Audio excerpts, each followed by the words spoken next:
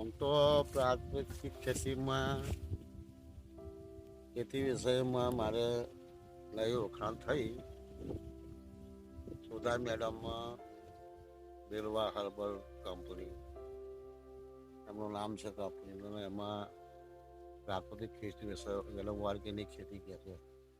એટલે અમને જે અમે કીધું કે ભાઈ તમે આવી કાકાત ખેતીમાં અમને પણ થોડુંક પ્રોડક્શન કરી આપો, ઉપજ કરી આલો. એટલે અમે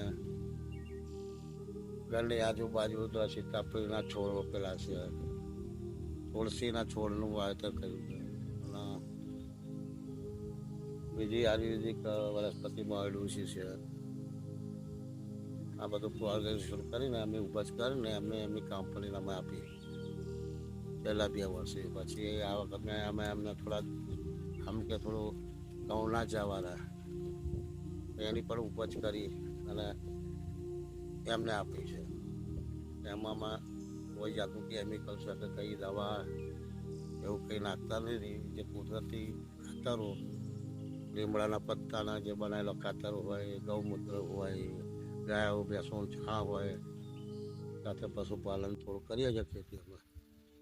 એટલે એમાંથી અમને સારો ફાયદો મળે છે. એટલે અમે ટોટલી આવા બધી ખાદ્ય અનાજ જે છે બાજરી છે બધું ટોટલ અનાજ અમે એ રીતે આમાં પ્રાકૃતિક ખેતીમાં એટલે દવા વગર કોઈ રાસાયણિક ખાતરનો ઉપયોગ કરતા નહીં, એની દવાનો ઉપયોગ કરતા. એમને સારો ફાયદો જણાવ્યો એટલે એમની જોડે અમે કોન્ટેક્ટ થયો અમારે મળ્યા અમને અને એમના વિષય પર આ બધું ખેતી અમે કરીએ છીએ. એટલે બધી ઉપજ અમને આપીએ છીએ.